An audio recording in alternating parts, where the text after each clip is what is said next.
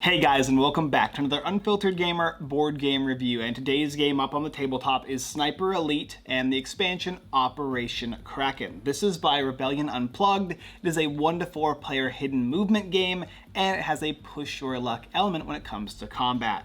In the game, you're either going to be playing as the sniper or one of 3 little factions or groups associated on the game board. If you're playing with just one other player, then they get control of all the characters, and if you're playing with 3 other characters in addition to the sniper, then each player gets their own. And the way the game works is you're going to be playing as a sniper, or the bad guys, and basically the sniper is going to be infiltrating different locations. There's a wide variety of different maps and unique little aspects to each of the maps, but you'll arrive in one of the different areas and try and accomplish objectives, similar to the game Spectre Ops. You'll go from one location to the next, fulfilling objectives, and hopefully finishing your last objective and escaping. But if you're not playing as a sniper, you're actually playing as these crews of soldiers, basically trying to find the sniper. They are scanning the different areas, whether it be on a boat or whether it be on land or different military bases, moving around the game board, scanning and sweeping different areas, searching for the sniper, and dealing with them when they can find the sniper. If you can deal the sniper 2 damage before the sniper finds 2 objectives, then you will win the game instead, or your entire group of people playing as these guys here. The game has a wide variety of different aspects depending on the map that you're playing or the characters that you're utilizing, the officers, and of course the sniper has an array of different items that is for his disposal to deal with the objective, to kind of accomplish his mission, whether it be using TNT or a distracting rock or a unique silenced weapon. Can you get through as the sniper and complete your objectives, or as the army, are you going to be able to spot the sniper, land on his location, and deal a damage to him twice? Find out in the game Sniper Elite. As well as, of course, we'll talk about Operation Kraken, which now includes vehicles and a new shipboard with unique aspects to the map as well. Setting up the game Sniper Elite is fairly simple, and how it works is you'll take out one of the game boards that you wish to play, and based on that game board you'll take out all the tokens and aspects associated to the map. Here I have the 3-tiered ship, and you'll place this game board face up within reach of all players.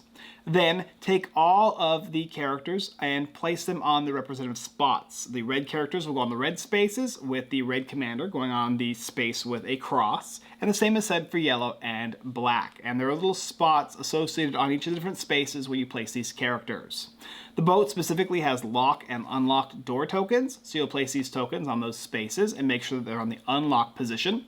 And then you're going to associate the game board with the sideboards here. This is the turn counter. You're going to make sure that it's on the 10 to 1 space, and then you're going to place all of the cubes of the other factions on this board here. You'll place 2 black, 2 red, and 2 yellow. They'll go on the 10 space, and then the heart piece is going to go on the very bottom right-hand side of the game board with the full heart token. This is the sniper's HP. If you remove the sniper's HP to 0, then of course you will win playing as the soldiers. The sniper character is going to get to select 3 unique action cards. They have little stars on them. They can be things like explosives or weapons or some type of trap or tripwire. And you're going to select these and keep them face down, hidden from the army players. You're also going to take the deck of cards, literally a deck of cards, based on the map. In this case, I'm playing the 3-tiered ship, so I'm using these blue playing cards. Shuffle the deck, draw 2 of them. If you ever get the same suit, go ahead and draw until you get 2 separate suited cards. So I have the King of Spades here and the Queen of Diamonds. So these will work. 2 different suits, 2 different cards. I'll place them down as well for me as a sniper. And I'll take my sniper board here. This is going to give me an idea of all the actions that I can take on my turn. I'll set aside the deck of action cards so I can use them or hopefully utilize them later, and the rest of the stuff I don't need. If you're not playing solo, if you're not playing with the other boards, you can remove those cards. As a sniper, you then take the bag here.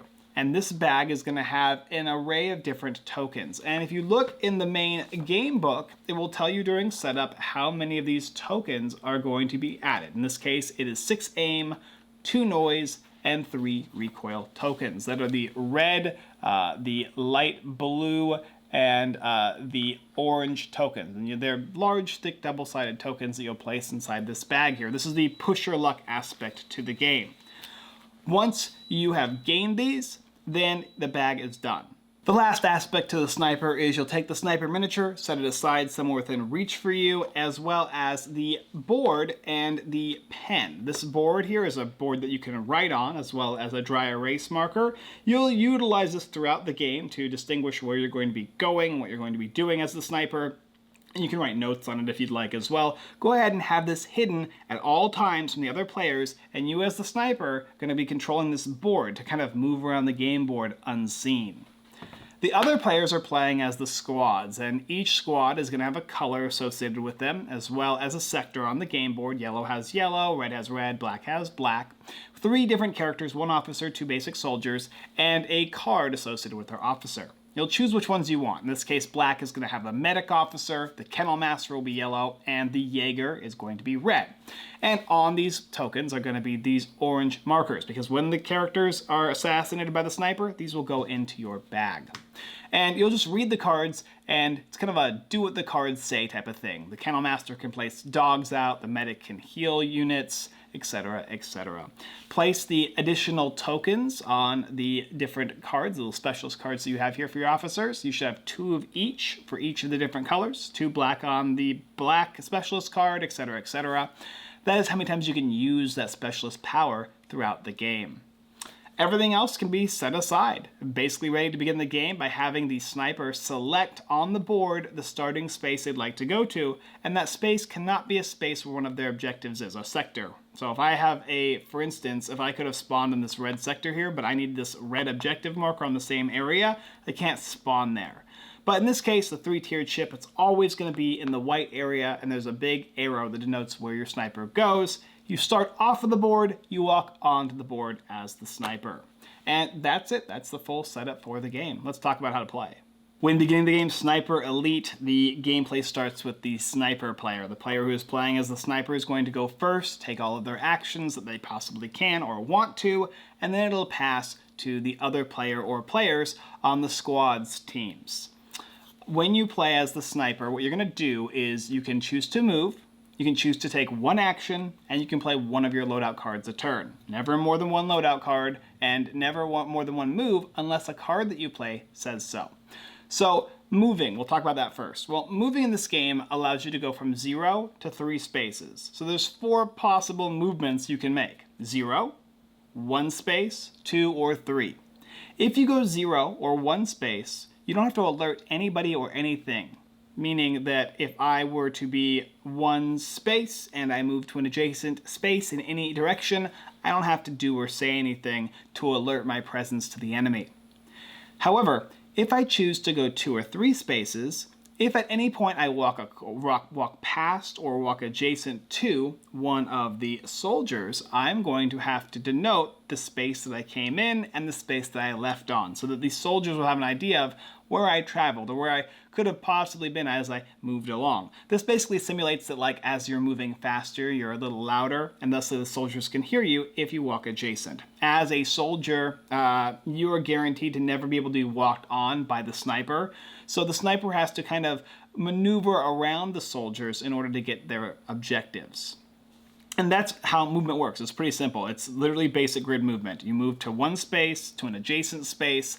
In different boards, we'll have different things, like, for instance, a black line means you can't walk through it because it is kind of a wall or it's a building, and so you have to go into certain areas that are entrances on the game board. Some might be rough terrain. Sometimes you might have ladders that will let you travel from one section of a ship to another. There's a variety of movement methods in the game, but the general idea is you can move 0 to 3, and if you move more than 1 space, you have to alert any guard or soldier or officer that is adjacent in space from where you began to where you left.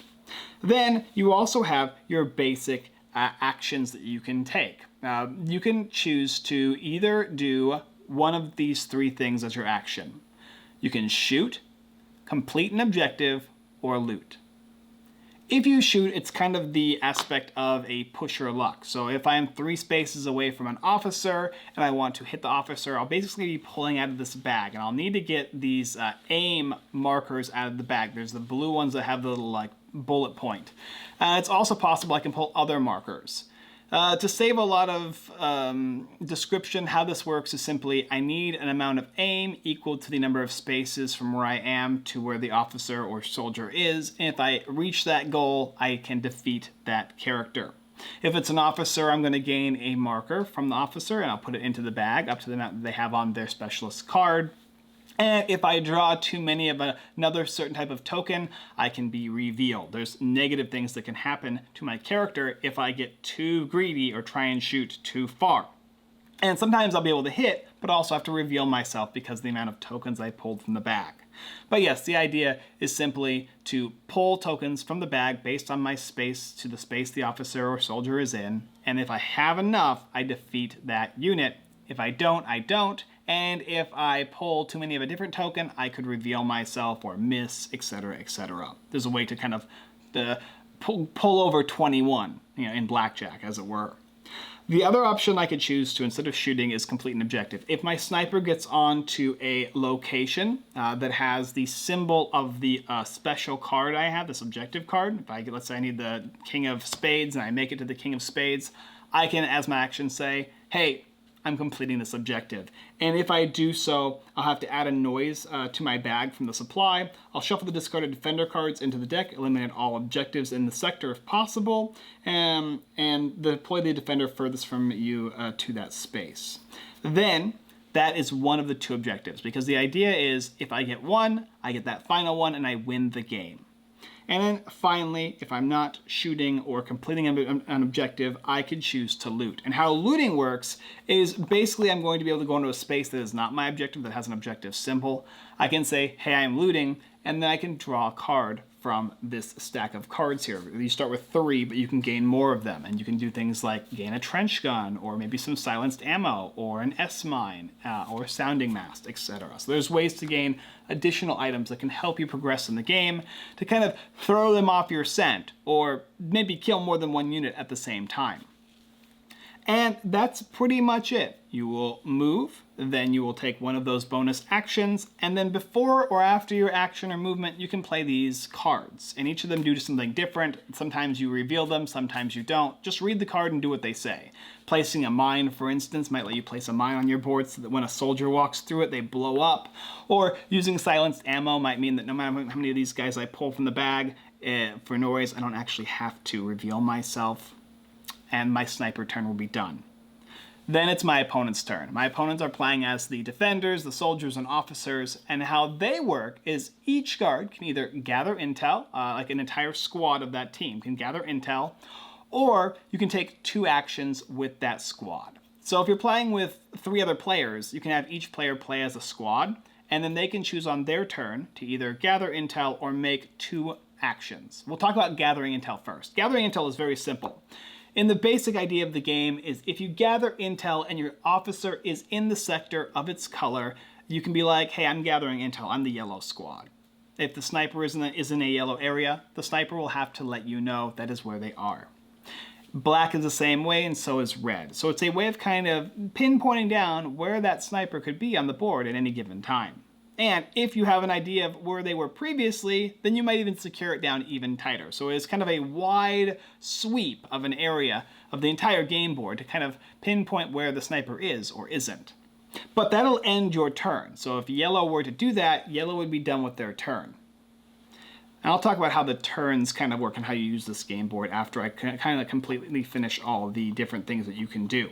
Well, if you don't want to just basically gather intel, a big sweep, you can do one of these actions. You can move, you can attack, spot, sweep, deploy, or you can dismiss. To move, you simply can move 2 spaces. In this specific expansion, when you move, if you would like to lock a door that's adjacent or on the same space as you, you will have to spend one of the 2 movements to do so. If you attack, you must attack the space that you are currently on, and if my sniper is there, you will deal me a damage, and if I get dealt 2 damage, I lose. It's just a simple straight up success too. No pulling from the bag, you just know where I am, you land there and do an attack, you do damage to me. You can spot an adjacent space. It's like a pinpoint target. if you think my sniper is right there adjacent to you and you find me there, then you are going to spot me. I will reveal myself on the game board, and you're going to add a noise token to my bag, making it more challenging for me to try and be stealthy as I try and eliminate soldiers and guards as I get to my objectives. Maybe you're not exactly sure where I am, but you know I'm kind of close to you. Well, you can do a sweep. Basically, you can select a spot adjacent to you, a spot adjacent to that one next to you, and your own space, and if I'm in there, I'll have to let you know. But I don't have to reveal myself, and I also don't have to place a noise in my bag.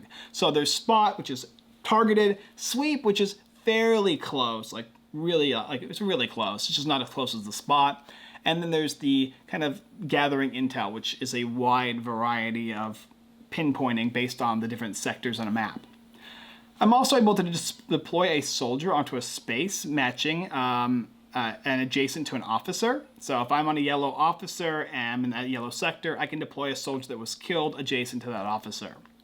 Or I can choose to deploy an officer onto their starting space. So you can either deploy officers or soldiers, but soldiers don't go back to their starting space as well as officers do. Soldiers will go adjacent to spaces of an officer. The last thing you can do is dismiss a unit, which I don't know when you would want to do this, but there are certain times when you would, I suppose, where you want to remove a character from anywhere on the board, and then you can go ahead and replace them as a new action.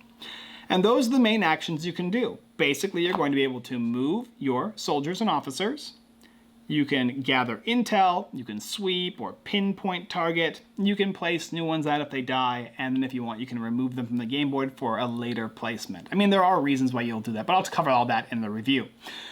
Also, each of your officers has an ability, and you have 2 markers on that officer, meaning that when you would like to use that ability, you will remove a marker indicating that you've done so, and once you've done it twice, then you're basically done with that specialist action for the rest of the game. So you only get to do the medic aspect twice as the medic officer.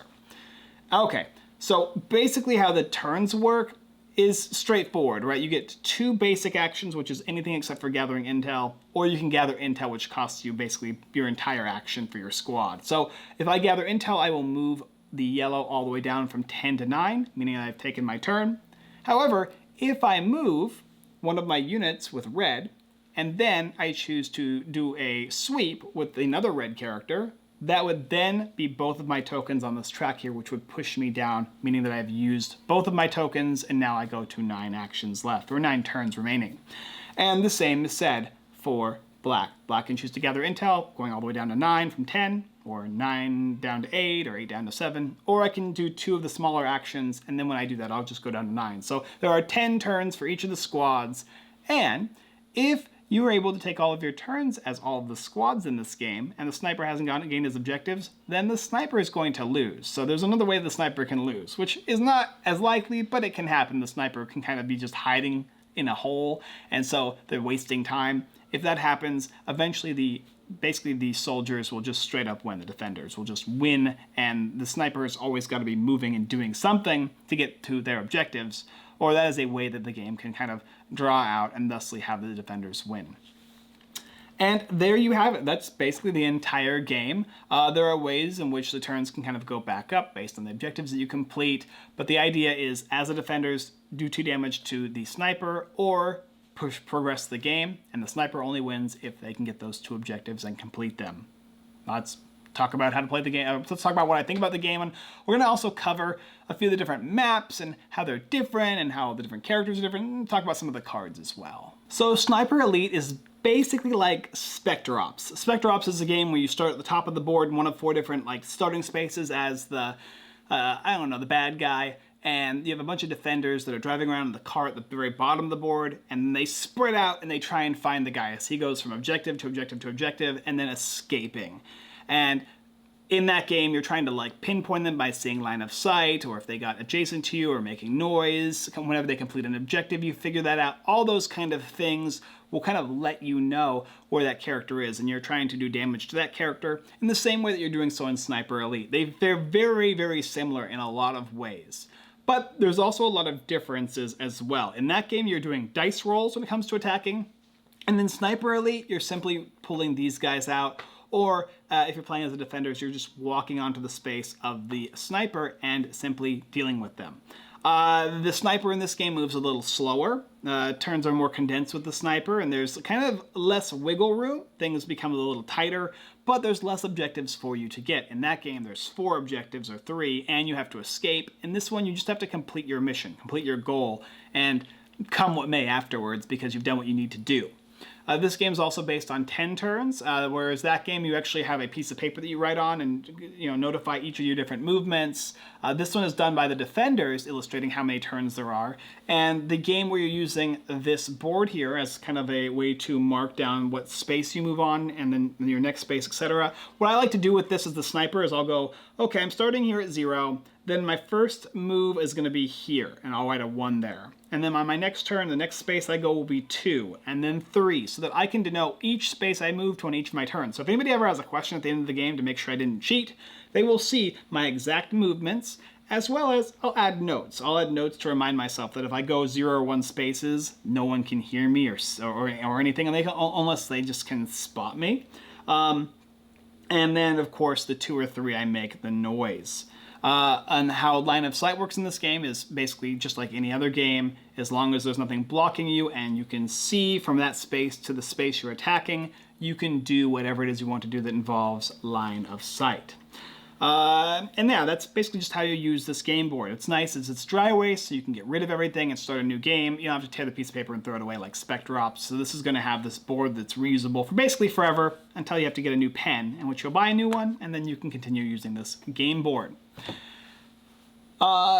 This is a little different too in the sense that in Spectre Ops there's only 1 map. Sniper Elite is going to give you 2. And then the expansion is going to give you 2 more. I believe there's 2 expansions, so you can have a total of 2, 4, 6 different maps. And each map feels different. This boat here is not 3 boats. It's actually a 3-tiered boat. So it's the bottom hull all the way to the top deck. And in the middle is kind of like the middle section of the ship. You start at the bottom, and you have to work your way through the boat to complete your objectives as a sniper. And there's only 1 entrance. Whereas in another specific one where you're entering a facility or whatever, there's multiple different entrances so that you can choose to start at an entrance as long as the sector doesn't have one of your objectives. And so it kind of alleviates a little pressure for the guards on the ship as to where you start, whereas other maps might. But this one has a lot of other varying things. There are doors that can be locked by the guards. There are little pathways, like you can climb up ladders, or as specifically just the sniper, there are vents that you can go through that only the sniper can go through, getting from one level to another. So there's a lot of different varying entryways and possible combinations of where you can go to kind of get yourself lost on this ship. I love the tiered design as well on the ship. It's very cool. This is the Operation Kraken expansion ship, and it comes with the unique aspect of doors. It comes with ducts and the ladders, as well as the 4 different rooms that kind of have these spaces where you'll have to go into most likely to complete one of your missions, at least in the game. It's possible that you won't, but usually they make it so that at least you have to go into 2 different sides of the ship, or at least 1 locked building where there's going to be officers and guards awaiting you. Additionally, Sniper Elite is about combat. Stealth combat if possible, but revealing yourself is going to be necessary at certain points in the game. Sometimes it's worth shooting far to get somebody at a distance because you know that they're going to respawn or you don't have to deal with them. Maybe the objective's not there. But you're going to be doing a lot more fighting in this game as the sniper. Whereas in a game like Spectre Ops, you're not really looking to fight. If you have to stun them or try and avoid them in some way and use a special ability, you will. But your objective is to get rid of all the interference and complete your objectives in any way possible, which means there's a lot more high-tense combat events as well as respawning, where in Spectre Ops, the game is more about you're trying to be as stealthy and figure out the most unique mechanically way possible to get through something in order to successfully win the game. But yes, they play similarly. The unique aspects, additionally, other than just this map here and other maps, is with the expansion comes, vehicles as well. These vehicles are going to allow you to utilize them on a certain map that let you move from one area to another, utilizing them and putting your guards in. Now, they only can hold one unit, but they're kind of like a transport ability that are now associated with the game. Of course, the push your luck aspect is a huge differentiation as well, where you're going to be trying to determine how much you want to pull from the bag. There's a limitation on how many tokens can be in the bag and what gets pulled, and obviously most of the time it will be in your favor as the sniper, but depending on the choices that you make or how many times you get spotted, things can be a little more challenging when it comes to defeating enemies at a distance or avoiding being heard/seen. I really enjoy Sniper Elite. I love Spectre Ops. I think that game is an excellent game. I've owned it since I started playing board games, and I will never stop owning that game because it is a ton of high intense fun. And this one sits right next to it. It's different in a lot of ways, and it's similar in a lot of ways. The thematic element is different, the combat style is different, the actual combat mechanic is different, and the amount of miniatures on the game board that the defenders can control is much larger. The stakes feel higher, but the intensity is different as far as combat, whereas in Spectre Ops it's all about extreme stealth. This has kind of got a mix of all that. High quality components, all the pieces are great, the miniatures look wonderful, the stylization of each of the different maps is unique and different in a whole bunch of different ways. I feel like I'm on a ship playing this game board here. I feel like I'm moving from different portions of the ship, dealing with certain aspects of the different cabins and what characters are going to be associated there, and figuring out what my opponents are going to do is a lot more realistic in this type of a game than in Spectre Ops. In Spectre Ops, it's all about just fan out, get close, we know where he is. This one here, there's such an array of characters and choices for the sniper that there's a whole bunch of things going on, making things really in-depth as to what you should do, where you should go at what point and when, and how you should deal with certain things like these locked doors or respawning mechanics and all that kind of stuff. There's always unique aspects to it.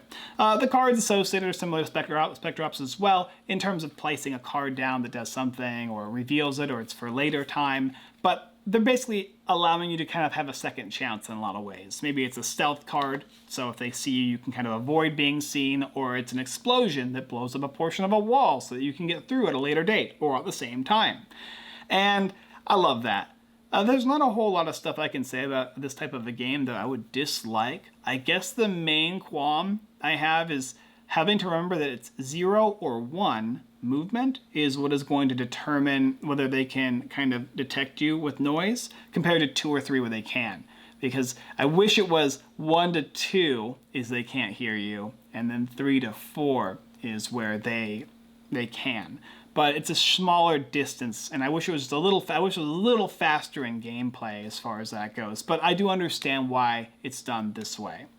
There is a solo game mode as well. I haven't played that, couldn't tell you. I love these type of games, and I love them played with lots of players. It's more fun, in my opinion, to play these hidden movement games with as many players as possible, because they have the insights of each of the different players and what they want to do with their squad or as a sniper, and it's fun to play both sides, in my opinion, for this game, where Spectre Ops I just like playing as the kind of the bad guy. In this case, I like playing as a sniper, and I would like to play as these guys here, your little guarded units.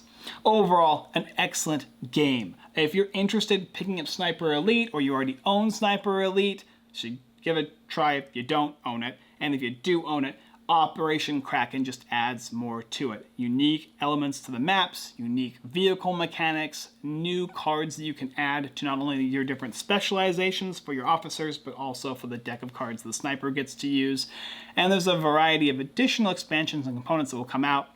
Obviously, some portions of this are prototype material, and so there might be changes for the game that you will get, but I don't even notice the prototype quality in this, so that goes a long way as well. Anyway, Sniper Elite, Operation Kraken, both these guys here, seal of approval, hands down solid game mode. Gonna play this on a live stream so people can see this game for how strong it really is. Thank you for watching another Unfiltered Gamer board game review for the game Sniper Elite.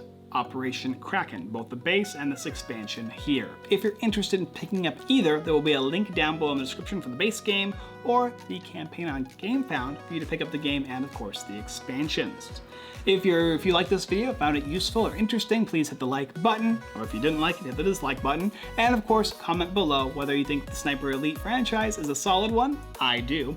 And if you'd like, subscribe to the channel so you can see more of our videos. We produce at least 2 to 3 videos a week, and we do a live stream on Sundays at 7:30 p.m. PST on Twitch, Facebook, and YouTube.